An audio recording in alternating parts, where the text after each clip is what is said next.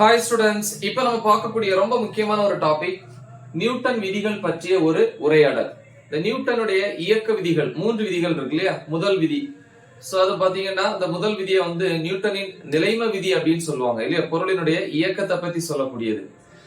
ரெண்டாவது பாத்தீங்கன்னா நியூட்டனுடைய இரண்டாம் இயக்க விதி, அதை விசையின் விதின்னு சொல்லுவாங்க. மூணாவது விதி உங்களுக்கு தெரியும் இல்ல, ஒவ்வொரு வினைக்கும் எதிர்வினை உண்டு, ஒவ்வொரு விசைக்கும் எதிர் விசை உண்டு அப்படின்னு கூட சொல்லலாம் இல்ல. F12 is equal to minus F21. So இந்த 3 விதிகளையும் பாருங்க. இந்த 3 விதிகளையும் விசை மற்றும் முடுக்கத்தை பத்தி தான் சொல்றாங்க, கரெக்டா? அது நமக்கு தெரியும், விசையா இருந்தாலும் சரி முடுக்கமா இருந்தாலும் சரி, இந்த ரெண்டுமே வெக்டார் அளவுகள். ஏன்னா வெக்டார் அப்படின்னா கண்டிப்பா அதுக்கு திசையும் உண்டு, எண் மதிப்பு உண்டு. விசைக்கும் முடுக்கத்துக்கும் கண்டிப்பா என்ன இருக்கு? திசை இருக்கு. நம்ம ஒரு பொருளை புஷ் பண்றோம், தள்ளுறோம் அப்படின்னா கண்டிப்பா ஒரு குறிப்பிட்ட திசையில விசையை கொடுக்கிறோம்னு அர்த்தம். அதனால நியூட்டனுடைய அனைத்து விதிகளும் எந்த அளவுகளுக்கு இடையில வரக்கூடியது அப்படின்னா வெக்டார் அளவுகளிலே வரக்கூடியது. சரி, அதனால நியூட்டனுடைய அனைத்து விதிகளையும் எப்படி சொல்லுவாங்க? வெக்டார் விதிகள் அப்படின்னு சொல்லுவாங்க. இதுதான் நம்மளுடைய முதல் உரையாடல். ஓகேவா? சோ அப்ப ஃபர்ஸ்ட் பாயிண்ட் நான் எழுதுறேன். நியூட்டனின் அனைத்து விதிகளும்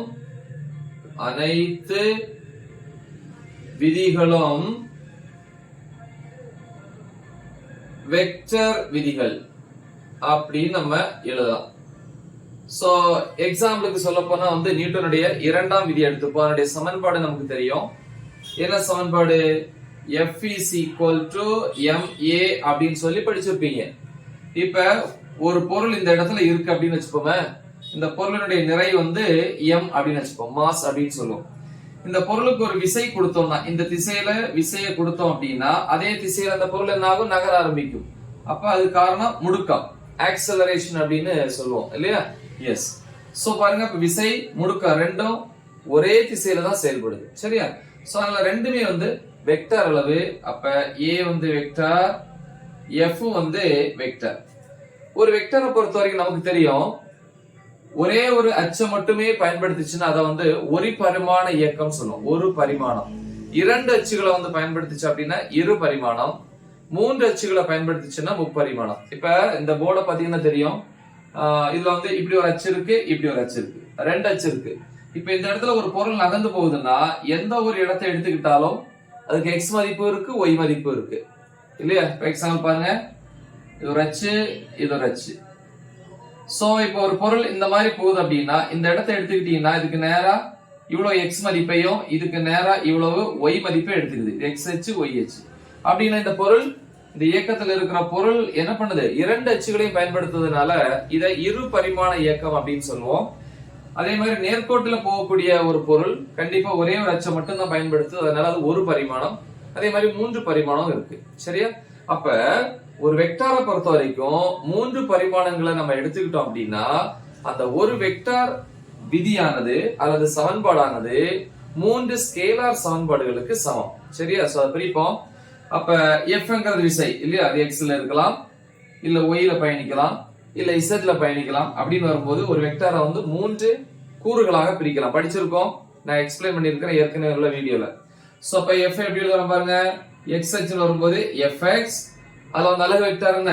I cap plus Fy j cap plus Fz k cap equal mங்கிறது நிறை. நிறை ஒரு ஸ்கேலார் அளவு, அதுக்கு திசை கிடையாது, அதனால அதை பிரிக்க முடியாது, அதை அப்படியே வச்சுப்போம்.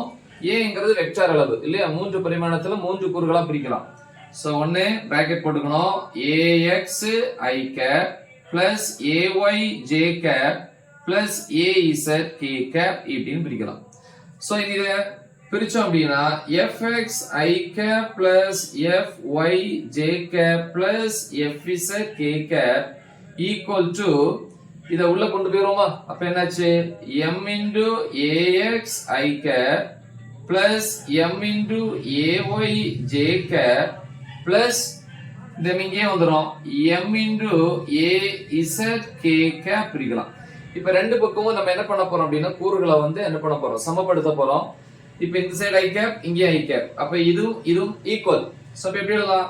Fx ஈக்குவல் டு max எழுதலாம். அதே மாதிரி j cap கம்பேர் பண்ணும்போது Fy is equal to MAY. அதே மாதிரி அடுத்தது Fz is equal to MAZ. இதுல என்ன தெரியுது அப்படின்னா பாருங்க, ஒரு பொருளுக்கு நம்ம கொடுக்கக்கூடிய விசை x அச்சுல இருந்துச்சு அப்படின்னா அந்த பொருளினுடைய முடுக்கம் ஆக்சிலரேஷன் அதே x அச்சுல தான் இருக்கும். அதே மாதிரி y அச்சுல விசை இருந்துச்சுன்னா y அச்சுல தான் முடுக்கம் இருக்கும். z அச்சுல வந்து நம்ம ஒரு பொருளுக்கு விசை கொடுத்தோம் அப்படின்னா z அச்சுல தான் அதனுடைய முடுக்கமும் இருக்கும். அதனால எந்த ஒரு அச்சுல இருக்கக்கூடிய முடுக்கமா இருக்கட்டும் அல்லது விசையா இருக்கட்டும் இன்னொரு அச்சுல இருக்கக்கூடிய முடுக்கத்தையோ விசையையோ சார்ந்து கிடையாது. அதே மாதிரி அந்த அச்சுல இருக்கக்கூடிய முடுக்கத்தையும் விசையையும் என்ன பண்ணாது, மாத்தாது. சோ அப்ப பாருங்க, இது ஒரு வெக்டார் சமன்பாடு 3 ஸ்கேலார் சமன்பாடுக்கு சமம் 3 பரிமாணத்துல. சரியா? 2 பரிமாணம்னா 2 சமன்பாடு, 1 பரிமாணம்னா 1. ஓகேவா? குட். சோ இது முதல் உரையாடல் முடிஞ்சு. அடுத்து ரெண்டாவது உரையாடல் ரொம்ப சிம்பிள் தான். என்ன அப்படின்னா அதுக்கு நான் ஃபார்முலா முதல்ல எழுதிட்டு அப்புறம் எக்ஸ்பிளைன் பண்றேன். நமக்கு தெரிஞ்ச formula F is equal to MA ன்னு சொல்லுவோம். Fங்கிறது விசை, Aங்கிறது முடுக்கம். ரெண்டுமே வெக்டார் அளவு, எல்லாமே வந்து காலத்தை பொறுத்துதான். இதுக்கு எக்ஸாம்பிள் சொல்லலாம். என்ன அப்படின்னு பாத்தீங்கன்னா, இப்ப ஒரு பொருள் இந்த இடத்துல இருக்கு அப்படின்னு வச்சுக்கோமே, இந்த பொருளுடைய நிறை வந்து நம்ம M எடுத்துக்கிறோம். இந்த பொருளுக்கு நான் என்ன பண்றேன் அப்படின்னா ஒரு விசை இந்த திசையில ஒரு விசையை கொடுக்குறேன். விசை வந்து F ஃபோர்ஸ். அந்த விசையை கொடுக்கிற நேரம் வந்து T அப்படின்னு வச்சுப்போம். கொடுத்த உடனே என்ன ஆகும், அந்த பொருள் வந்து முடுக்கம் அடையும், ஆக்சலரேஷன் அப்படின்னு சொல்றீங்க.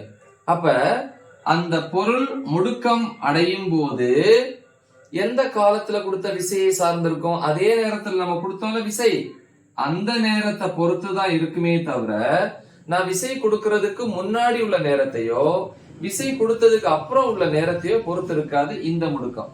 இப்ப எக்ஸாம்பிளுக்கு வந்து கிரிக்கெட் பிளேயர்ஸ் தெரியும் இல்லையா, அதுல பவுலர் வந்து பாத்தீங்கன்னா பந்தை வந்து என்ன பண்றாரு, த்ரோ பண்றாரு பிளேயரை நோக்கி. த்ரோ பண்ணும் போது த்ரோ பண்ற நேரமே என்ன பண்ணுவாரு, ஒரு விசையை கொடுப்பாரு இல்லையா. சோ இப்ப இவர் தான் அப்படின்னு வச்சுப்போம். கையில இருந்து பந்து போகுது. இந்த நேரத்துல இவர் என்ன பண்றாருன்னா ஒரு விசை கொடுக்கிறாரு. அந்த விசையினுடைய நேரம் T. இப்ப அந்த பந்தினுடைய முடுக்கம் வந்து A. கரெக்டா?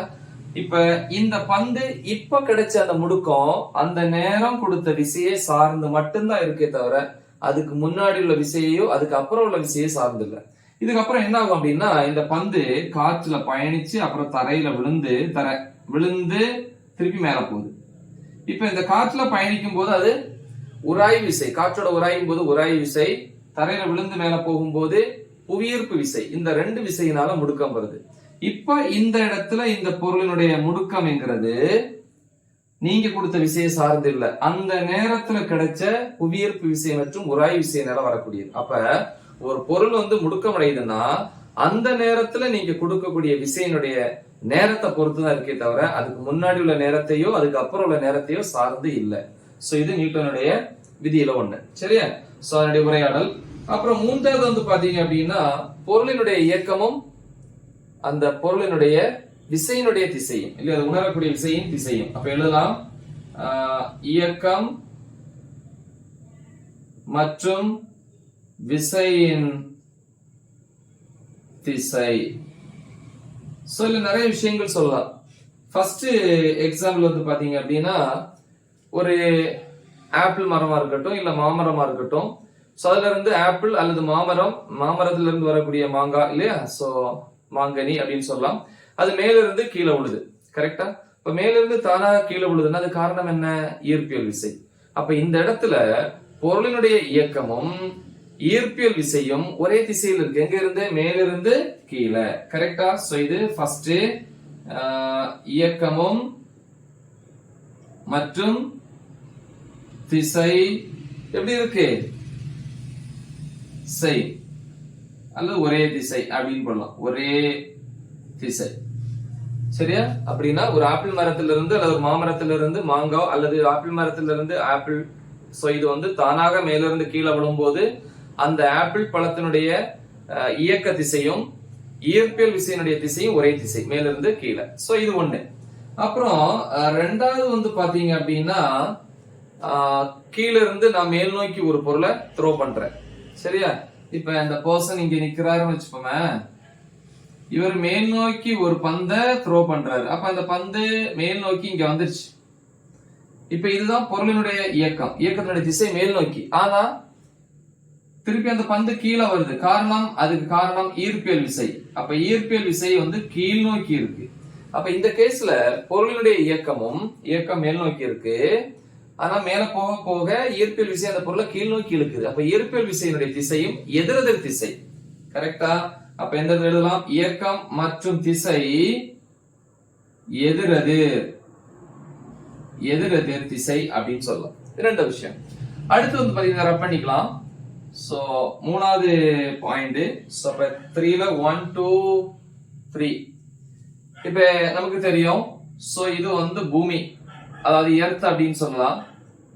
சோ புவியினுடைய துணைக்கோள் அப்படின்னு சொல்லுவோம், எதை? நிலவு அப்படின்னு சொல்லுவோம். சோ இந்த நிலவு இந்த இடத்துல இருக்கு அப்படின்னு வச்சுப்போமே.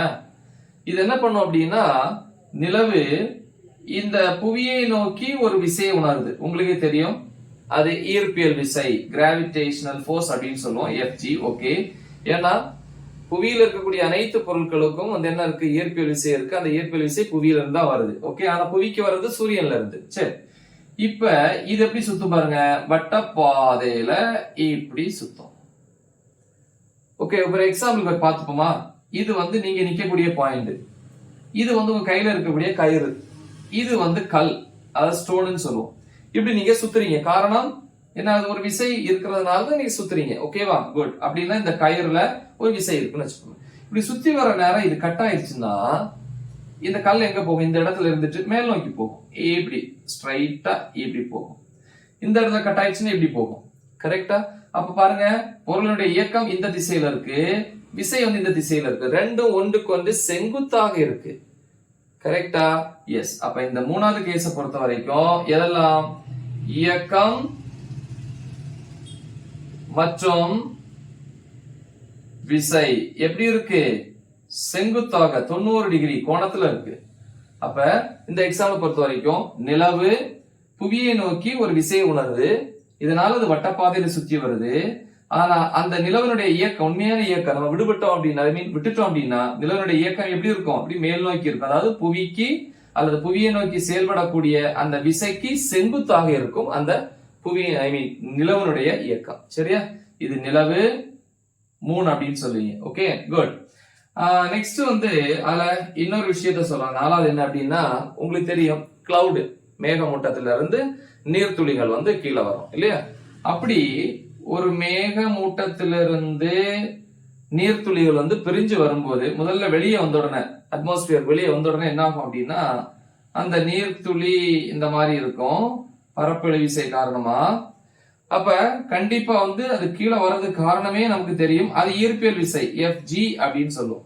வெளியே வந்தவங்க என்ன பண்ணும் அப்படின்னா, இந்த இடத்துல இருக்கிற காற்று வந்து நீர்த்துளிய சீக்கிரமா கீழே வரக்கூடாது. உங்களுக்கே தெரியும், ஒரு பேப்பரை வந்து நம்ம சாதாரணமா மேல இருந்து கீழே போடுறோம், அதே நேரத்துல ஒரு கல்லை வந்து மேல இருந்து கீழே போடுறோம். ரெண்டு ஒரே நேரத்துல தரையை நோக்கி வராது, தரையில வந்து சேராது. காரணம் வந்து என்ன அப்படின்னா, கல் வந்து ஈஸியா காற்றை தொலைச்சிக்கிட்டு வரும், ஆனா பேப்பர் ஈஸியா தொலைச்சிக்கிட்டு வராது. காரணம் வந்து காற்று வந்து அந்த இயங்கக்கூடிய பேப்பருக்கு ஒரு தடையை கொடுத்து என்ன பண்ணுது? பேப்பரை மேல் நோக்கி நகர வைக்குது. அதே மாதிரிதான் இங்கேயும் காற்று வந்து இந்த நீர்த்துளிய மேல் நோக்கி இழுக்கும். சோ அதுக்கு பேர் தான் வந்து என்ன அப்படின்னா, காற்றின் இழுவிசை, பின்னோக்கி இழுவிசைன்னு சொல்லுவாங்க. ஏர் டிராக் ஃபோர்ஸ் அப்படின்னு சொல்லலாம், FAன்னு வச்சுக்கலாம் வேண்டாம். சரியா? தொடக்கத்துல அந்த மதிப்பு கம்மியா தான் இருக்கும். கீழே வர வர காற்று பலமா கீழே இருந்து மேல அடிக்கும். அப்ப அடுத்த ஸ்டேஜ்ல இது இன்னும் கீழே வரும்போது இப்படி வருதுன்னு வச்சுக்கோமே, மேல் நோக்கி செயல்படக்கூடிய அந்த காற்றினுடைய பின்னோக்கி இழுப்பு விசையும் கீழ் நோக்கி செயல்படக்கூடிய ஈர்ப்பியல் விசை ரெண்டுமே எப்படி இருக்கும்? சமமா இருக்கும், பேலன்ஸ் ஆகும். எப்ப இது ரெண்டு பேலன்ஸ் ஆகுதோ அப்ப மொத்த விசை F நெட்னு சொல்லுவோம் இல்லையா, நிகர விசைன்னு சொல்லுவோம். நெட்னா நிகர விசை ஈக்குவல் டு என்ன ஆயிரும்? ரெண்டுமே எதிரெதிர் திசையா? அப்ப எதிரெதிர் திசைன்னு வரும்போது ஆட் பண்ணும்போது விசை வெக்டர்ங்கிறதுனால இதுக்கு மைனஸ் போடும், இதுக்கு பிளஸ் போடுவோம். அப்ப ரெண்டே ஆட் பண்ணும்போது 0. ஓகேவா? இதான் சுழி நிகர விசை. ஓகேவா? இனி இதுக்கப்புறம் கீழே வரும்போது அது என்ன பண்ணும்? ஒரே திசை வேகத்தில் வருமா, முடுக்கம் இருக்காதா? ஏன்னா பொதுவா அவங்களுக்கே தெரியும், F-ஓட ஃபார்முலா வந்து MA. அப்ப நிகர விசை F net 0வா இருந்துச்சுன்னா A 0வா தானே இருக்கும். கரெக்டா? அப்ப இது கீழே வரும்போது எந்தவித முடுக்கமும் இல்லாம ஒரே திசை வேகத்துல வரும். ஏன்னா திசை வேகம் மாறினாலும் அதுக்கு பேர் முடுக்கம். திசை வேகம் மாறாம வந்து நம்ம மேல விழுதுரு, அப்படிதானே? நம்ம மேல விழும்போது நமக்கு வலிக்கல, ஏன்னா அந்த நீர்த்துளி என்ன கிடையாது, ஆக்சலரேஷன், அதாவது முடுக்கம் கிடையாது. சரியா? இப்படி 4 விஷயத்தை இதுல சொல்லலாம். இயக்கம் மற்றும் விசையின் திசை. முதல்ல வந்து ஒரே திசை, இரண்டாவது எதிரெதிர் திசை, மூணாவது நான் சொன்னது வந்து பாத்தீங்கன்னா ஒன்றுக்கு வந்து செங்குத்தா இருக்கு, நாலாவது வந்து சுழி நிகர விசையினுடைய நிகர விசையுடன் அந்த நீர்த்துளி என்ன ஆகுது அல்லது பொருள் என்ன ஆகுதுன்னா கீழ் நோக்கி நகருது, ஒரே திசை வேகத்துல எந்த வித முடுக்கமும் இல்லாம. சரியா? சோ அடுத்த பாயிண்ட் பார்ப்போம். 4வது முக்கியமான ஒரு உரையாடல் என்ன அப்படின்னு பாத்தீங்கன்னா, 4வது பல்வேறு விசைகளை பத்தி. பல்வேறு விசைகள் அப்படின்னு எடுத்துக்கலாம். சோ எக்ஸாம்பிள் நிறைய பாத்துக்கலாம். இப்ப எக்ஸாம்பிளுக்கு ஒரு பொருள் இந்த இடத்துல இருக்கு, அதனுடைய நிறை வந்து எம்னு வச்சுப்போம். இந்த பொருளுக்கு வந்து பாத்தீங்கன்னா இந்த மாதிரி ஒரு விசை கொடுக்கிறோம். விசையினுடைய மதிப்பு F1, திசை இருக்கு, அதனால அது வெக்டர். அதே மாதிரி வந்து இந்த திசையிலையும் ஒரு விசையை கொடுக்குறீங்க, மதிப்பு ஒரே மதிப்பா இருக்கலாம், இல்லைன்னா வேற மதிப்பா கூட இருக்கலாம். சோ அப்ப அது வந்து F2. அப்புறம் இன்னொன்னு இந்த மாதிரி கொடுக்கலாம், F3. எக்ஸாம்பிளுக்கு பார்த்திருப்பீங்க, ஒரு பையன், அந்த பையனை வந்து 2-3 பேர் சேர்ந்து அடிக்கிறாங்க. அடிக்கும் போது என்ன ஆகுது, அந்த 3 பேர்கிட்ட இருந்தும் ஒரு விசை என்ன ஆகுது, அவன் மேல வந்து செயல்படுது. இதனால அவன் என்ன பண்றான், வலி தாங்க முடியாம அந்த விசையினுடைய மதிப்பு அதிகமா இருக்கிறதுனால அதிக முடுக்கத்தோட ஓட ஆரம்பிச்சிடறான். அப்ப அவன் ஏதாவது ஒரு திசையில வந்து கண்டிப்பா நகருவான். அப்ப அவனுடைய முடுக்கம் வந்து A அப்படின்னு சொல்லலாம். காரணம், அனைத்து விசைகளையும் அவன் என்ன பண்றான், ஏத்துக்கிறான், உணர்ந்துடுறான். சோ அப்படின்னா 3 விசையும் சேர்ந்து அவன் பயணிக்கக்கூடிய திசையில இருக்கு, அதான் நிகர விசை, F net அப்படின்னு சொல்லுவாங்க. அப்ப எப்படி எழுதலாம் பாருங்க, நிகர விசை F net என்கிறது, நெட்னா நிகர விசை, ஒவ்வொரு தனித்தனியான விசைகளின் வெக்டார் கூடுதலுக்கு சமம். ஏன் வெக்டார் சொல்றோம், திசை இருக்கு இல்லையா? அப்ப எப்படி எழுதலாம், F1 vector plus F2 vector plus F3 vector, அப்படின்னு நிறைய போயிட்டே இருக்கும், எக்ஸெட்ரா போட்டே இருக்கலாம். இது ஒரு எக்ஸாம்பிள் இல்லையா? அதே மாதிரி வேற எக்ஸாம்பிள் சொல்லலாம். அம்பும் வில்லும் என்கிற மாதிரி ஒரு சிம்பிளான எக்ஸாம்பிள் தான். சோ இதுல இருந்து இது வந்து வில்லு எக்ஸாம்பிளுக்கு. சோ அதுல இருந்து ஒரு கயிறு இந்த மாதிரி இருக்கும், அதே மாதிரி இந்த பக்கத்துல இருந்தும் ஒரு கயிறு இந்த மாதிரி கொடுத்திருப்பாங்க இல்லையா? சோ இந்த ரெண்டும் இந்த இடத்துல மீட் பண்ணுது. ஓகே, சோ இந்த இடத்துல வந்து பாத்தீங்கன்னா அம்பு இந்த மாதிரி இருக்கும். சரியா? எஸ். சோ இது அம்பு, இது வில்லுன்னு சொல்லுவீங்க. இது நம்ம இழுக்கிறோம், பின்னாடி இழுக்கும் போது என்ன ஆகும்னா இதுல ஒரு விசை செயல்படும், இதுலயும் ஒரு விசை செயல்படும். இதே F1 வச்சுப்போம், இது F2. இழுக்கும் போது இந்த 2 கயிறுமே எலாஸ்டிக் மாதிரி இழுக்க ஆரம்பிச்சிடும் இல்லையா? அப்ப ரெண்டுலயுமே ஒரு விசை செயல்படும். இதை நம்ம பொதுவா இழு விசை, டென்ஷன் அப்படின்னு சொல்லுவோம். அது ஒரு வகையான விசை தான், F1. இன்னொன்னு வந்து F2. இழுத்துட்டு நம்ம விட்ட உடனே என்ன ஆகும் அப்படின்னா இந்த 2 விசையும் சேர்ந்து இந்த அம்புல வந்து செயல்படும். அப்படின்னு அந்த அம்பு போகும்போது இந்த 2 விசையும் எடுத்துட்டு தான் போகும். அதான் நிகர விசை, F net அப்படின்னு சொல்லுவாங்க. கரெக்டா? இத மெதுவா இழுத்தீங்கன்னா அது மெதுவா தான் போகும், பலமா இழுத்தீங்கன்னா இது பலமா வேகமா போகும். அப்படின்னு இந்த 2 விசை இந்த இடத்துல சேர்ந்து பயணிக்குது. அப்ப இதுல என்ன எழுதலாம், நிகர விசை F netங்கிறது 2 விசைகளினுடைய வெக்டார் கூடுதலுக்கு சமம். இது ஒண்ணு, பல்வேறு விசைகள் இருந்துச்சுன்னா. ஓகே, சோ அடுத்து வந்து 5வது பாயிண்ட, நியூட்டனுடைய 2ஆம் விதியை இப்படியும் எழுதலாம் அப்படின்னு சொல்லுவாங்க. இப்ப நியூட்டனுடைய 2ஆம் விதியை பொறுத்த வரைக்கும் பாத்தீங்கன்னா ஃபார்முலா தெரியும், F is equal to ma. இது வெக்டார், அதனால வந்து F vector equal to ma vector எழுதும். A என்ன முடுக்கம். முடுக்கம் அப்படின்னாலே உங்களுக்கு பொதுவா தெரியும், முடுக்கம் அப்படின்னா dv by dt, காலத்தை பொறுத்து திசை வேகத்துல மாற்றம். அதே மாதிரி திசை வேகத்தை இன்னும் பிரிப்பாங்க, இடப்பெயர்ச்சி பை காலம். திசை வேகங்கிறது இடப்பெயர்ச்சி. இங்க நம்ம இடப்பெயர்ச்சிங்கிறது பொருளை வந்து 3, அதாவது வெக்டார்ல சொல்றோம் அப்படின்னா 3 திசைகள் வாய்ப்பு இருக்கு இல்லையா? X, Y, Z 3 சேர்ந்து வரும்போது இடப்பெயர்ச்சிக்கு பொதுவா இடப்பெயர்ச்சினா ds by dt எழுதுவீங்க. ஆனா இந்த இடத்துல வந்து இடப்பெயர்ச்சி 3 அச்சுலயும் இருக்கலாம். அப்ப X ல இருக்கலாம், Y ல இருக்கலாம், இல்ல Z ல இருக்கலாம். சோ அதை வச்சு நம்ம R வெக்டார்னு போடுவோம், இடப்பெயர்ச்சி வெக்டார். ஏன்னா R வெக்டார்ங்கிறது xi plus yj plus zk. ஓகேவா? ஏதாவது ஒரு அச்சு அப்படின்னாலே நம்ம s ன்னு போட்டுக்கலாம், இல்ல x ன்னு போட்டுக்கலாம். இது வந்து மூணுல எது வேணாலும் இருக்கலாம், அதனால இடப்பெயர்ச்சி வெக்டாருக்கு ஆர் வெக்டார். சரியா? இப்ப இது எல்லாத்தையும் எடுத்து இதுல சப்ஸ்டிட் பண்ணீங்கன்னா a எப்படி எல்லாம் பாருங்க, a equal to dv by dt. Okay, dv by dt தான் equal to d by dt of v. v என்ன, dr vector by dt. இப்படி எழுதும்போது a is equal to d square r vector by dt square. இப்போ ஒரு தடவை வந்து வகைக்கெழு எடுத்தீங்கன்னா, அதாவது வகைக்கெழு அப்படின்னா இங்கிலீஷ்ல டிஃபரன்ஷியேஷன் அப்படின்னு சொல்லுவாங்க. முதல் வகைக்கெழு ஸ்கொயர் வந்ததுனால இரண்டாம் படி வகைக்கெழு. இது வெக்டார்ங்கிறதுனால அந்த வெக்டார்ங்கிற வார்த்தையை சொல்லணும் இல்லையா? அப்ப ஆக்சிலரேஷன் முடுக்க வெக்டார்ங்கிறது வந்து இரண்டாம் நிலைப்படி இடப்பெயர்ச்சி வெக்டாருக்கு சமம். ஓகேவா? இதுல இருந்து நம்ம அந்த விதி எழுதலாம். எப்படி எழுதுவீங்க ஃபார்முலா? சோ இதுல இருந்து a வெக்டார் இருக்கா, அப்ப f vector equal to m into a vector. a என்னது, d square r vector by dt square. So இப்படி எழுதலாம். சரியா? அப்ப முடுக்கம்ங்கிறது வந்து இரண்டாம் நிலை வகைக்கெழு. எதோட வகைக்கெழு? இடப்பெயர்ச்சிக்கான வகைக்கெழுவுக்கு சமம் காலத்தை பொறுத்து. சோ இது ஒண்ணு. அப்புறம் ஆறாவது பாயிண்ட் என்ன அப்படின்னா, ஒரு பொருள் மேல விசை செயல்படல, இது மேல செயல்படக்கூடிய விசை நிகர விசை 0வா இருந்துச்சுன்னா இது எப்படி எழுதலாம்? F is equal to ma அல்லது F is equal இதா இருக்கு இல்லையா, இத திருப்பி கூட எழுதலாம். எப்படி? நல்லா பாத்துக்கணும், இதுவும் கரெக்ட் தான். இந்த d square r by dt square க்கு பதிலா a போட்டாலும் கரெக்ட் தான், a க்கு பதிலா இப்படி போட்டாலும் கரெக்ட் தான். பொதுவான ஃபார்முலா என்ன? F is equal to ma. வெக்டார்னா இப்படி போடுவீங்க. கரெக்ட்டா? இது நான் திருப்பி எழுதிக்கிறேன். ma vector equal to f vector. இதுல இருந்து m into a vector. a வெக்டார்னா dv vector by dt. dv vector by dt equal to f. f என்ன சொன்னீங்க? 0. விசை எதுவும் செயல்படல அப்படின்னா இது எப்படி இருக்கு பாத்தீங்கன்னா, m into d by dt of v vector bracket போடுறதுல தப்பு இல்லையா, equal to 0. பொதுவா எப்ப 0 வரும்? Differentiation of v with respect to time, அதாவது நேரத்தை பொறுத்து v னுடைய வகைக்கெழு 0வா இருக்கு. எப்ப 0 இருக்கும்?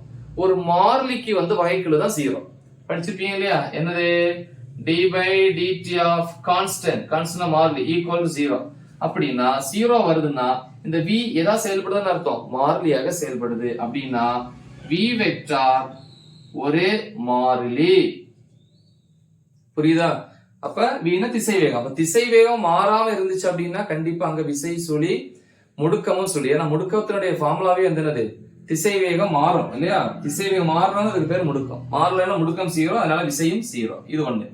கடைசியா வந்து பாத்தீங்கன்னா இது வந்து ஒரு, அதாவது நியூட்டனுடைய இரண்டாம் விதி எழுதலாம். நியூட்டனின் இரண்டாம் விதி ஒரு காரணம்